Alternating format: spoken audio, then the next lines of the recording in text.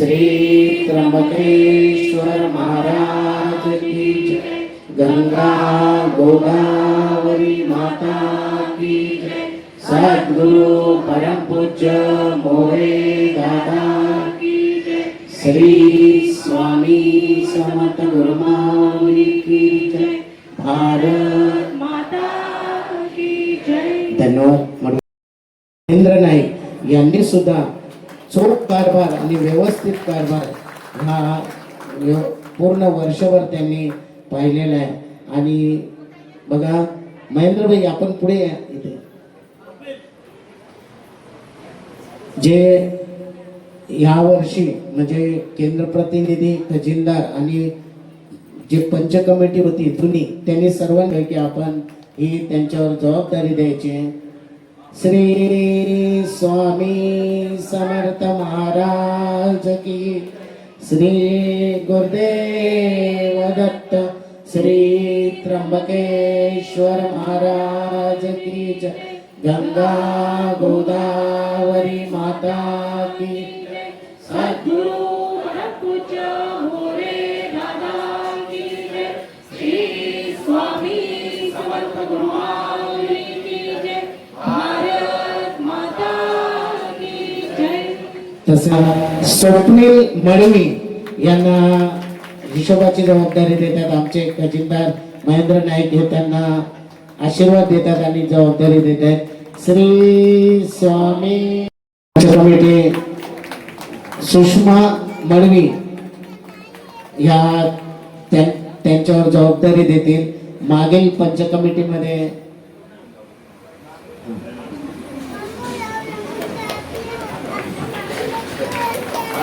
श्री स्वामी समर्थ महाराज की जय. आपण आपल्या पत्नीची जबाबदारी घ्यायची आहे.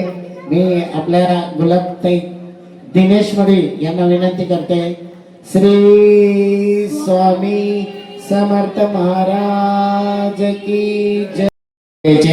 श्री स्वामी समर्थ महाराज की जय. श्रीफळ द्यायची, अचूक बातमी आणि सत्यता ज्यांचे नेहमीच संपूर्ण नव्या मुंबईच्या याच्यामध्ये घेऊन संपूर्ण प्रसारित असताना आज या न्यूजचे सर्व सुरक्षित भरपूर झालेले आहेत, लवकर लवकर काय करा. श्री स्वामी समर्थ जरा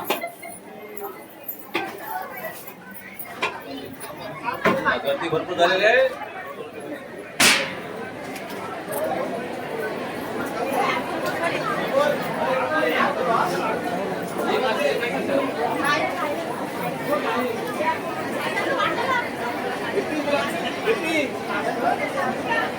चला आता साईडला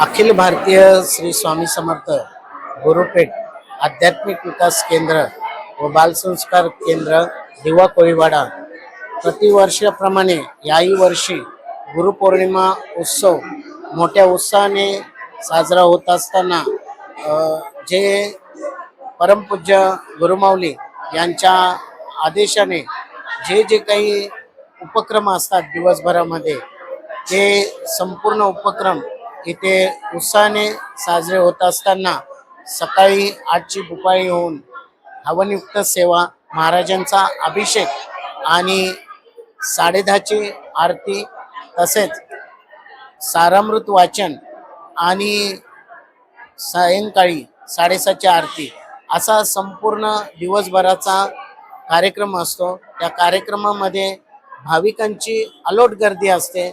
सेवेकरी प्रत्येक जण इथे गुरुपद महाराजांचे घेण्यासाठी इथे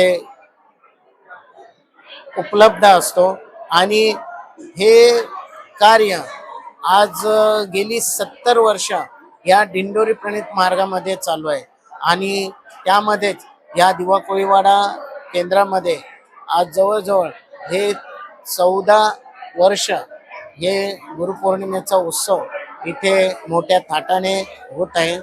आज खरंच हा भक्ती सागर म्हणजे संपूर्ण या वातावरणामध्ये अ, खूप सर्वांच्या सेवेकरांच्या मनामध्ये एक स्वामी भक्ती जागृत झालेली आहे आणि आजपासूनच या दिवा कोळीवाडा केंद्र तसेच संपूर्ण महाराष्ट्रातील केंद्राची कार्यकारिणी बदलली जाते.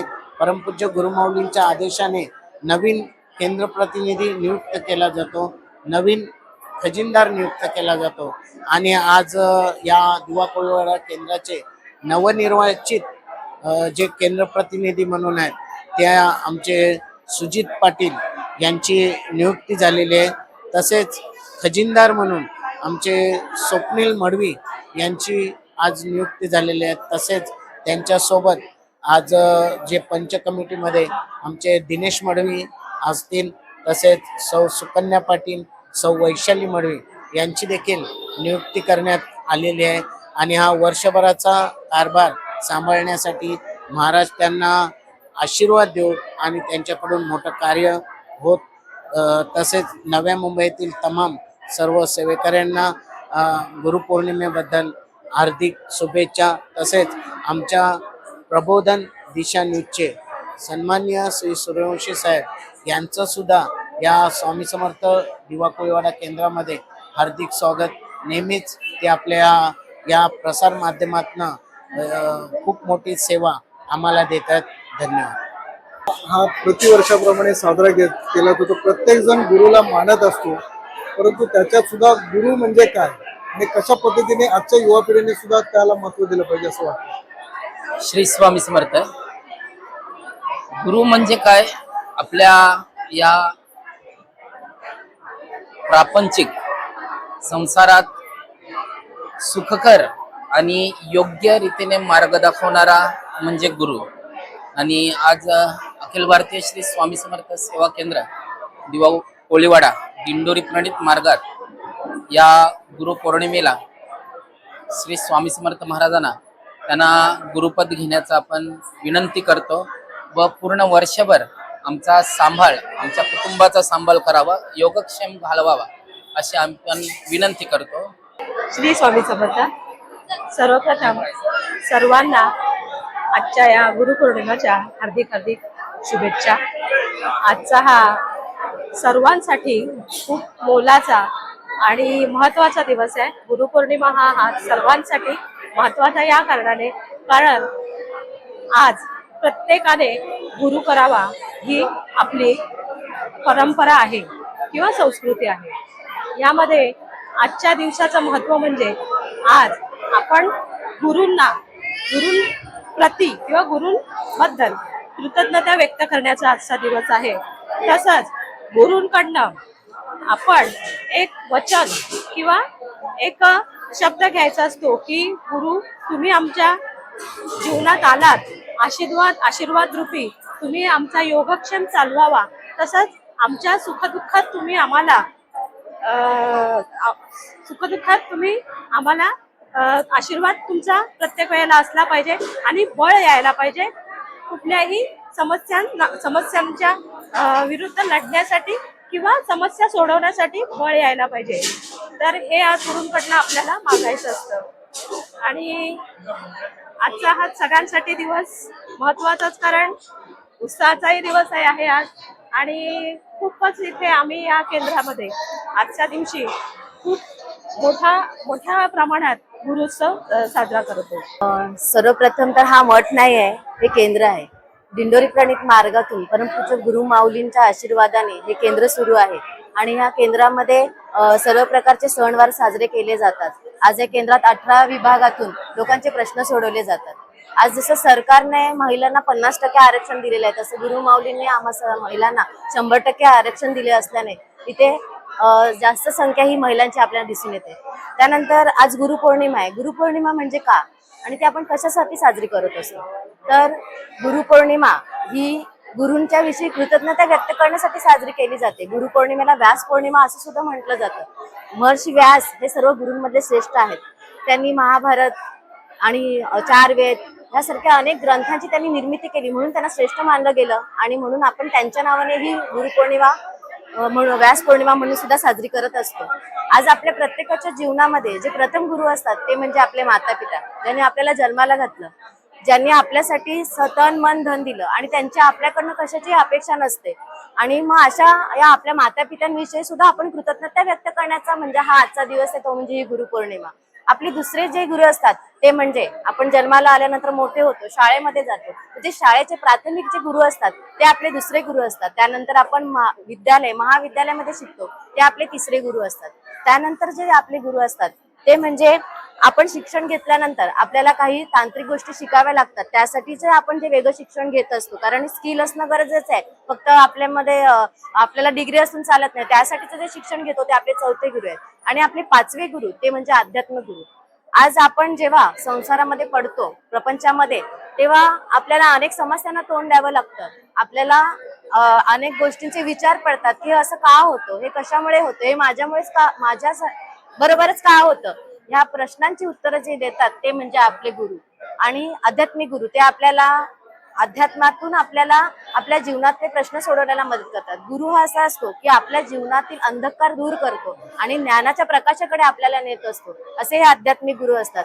तसेच आपल्या दिंडोरी प्रणित मार्गामध्ये स्वामी महाराजांना केंद्रस्थानी ठेवून त्यांना आपण गुरुपद दिलेलं आहे आणि ते सर्वजण स्वामी महाराजांचं गुरुपद या दिवशी घेत असतात आणि त्यांच्याशी वचनबद्ध होत असतात की या पुढच्या 1 वर्षामध्ये मी आपली सेवा करणार आहे आणि आपण माझं रक्षण करावं, माझं संरक्षण करावं, असं आपण महाराजांकडे ही मागणी मागत असतो, त्यांना विनंती करत असतो आणि त्यांचं गुरुपद आपण या दिवशी घेत असतो.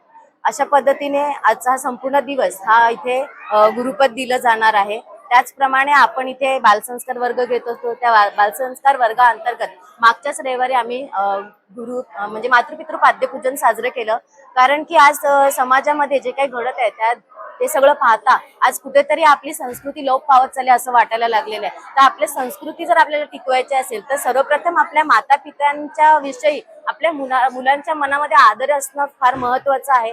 आणि त्यासाठी आपला हा छोटासा एक परमपूज्य गुरु माऊलींच्या आणि आदर नितीन भाऊंच्या आशीर्वादाने उपक्रम राबवला गेला. त्या अंतर्गत आपण मातृपितृ पाद्यपूजन इथे केलं, गुरुंचं पूजन केलं, तसं सरस्वती पूजन सुद्धा केलं की जेणेकरून मुलांच्या मनावरती आपण चांगले संस्कार रोवू शकू आणि ही आपली जी भावी पिढी आहे ही आपण चांगली घडू शकू. आज आई वडिलांमध्ये कुठेतरी आई वडील आणि मुलांमध्ये दुरावा निर्माण झालाय, त्यांच्यामध्ये ती जवळीक निर्माण करण्याचा इथे प्रयत्न या माध्यमातून आपण केला. अशा पद्धतीने आपल्या या मार्गामध्ये अनेक विभागातून लोकांचे प्रश्न सोडवले जातात. तसेच बालसंस्कार हा जो विभाग आहे म्हणजे मूल्य संस्कार अंतर्गत इथे आपली जी मुलं आहेत ती घट्ट करण्याचा इथे प्रयत्न केला जातो. कारण ही आपली मुलं ही आपलं भविष्य आहेत आणि जर ह्यांना आपण व्यवस्थित संस्कारित केलं तरच आपली संस्कृती टिकणार आहे. परंतु गुरु माऊली नेहमी सांगतात की संस्कार केले तर संस्कृती टिकेल, संस्कृती टिकली तर धर्म टिकेल आणि धर्म टिकला तरच देश टिकेल. आणि या देशाला आपल्याला जर वाचवायचं तर या भावी पिढीच्या मनामध्ये आपल्याला ते संस्कार रुजवण्याची नितांत गरज आहे. आणि तीच गरज समजून आज गुरु माऊली अनेक उपक्रम राबवत असतात आणि त्या अंतर्गत आपल्या या मुलांना चांगलं घडवण्याचा प्रयत्न ह्या मार्गातून आज आपल्या फक्त देशात नाही तर विदेशात सुद्धा सुरू आहे. आणि अशा पद्धतीने मी एवढं बोलून माझे 2 शब्द थांबवते. श्री स्वामी समर्थ.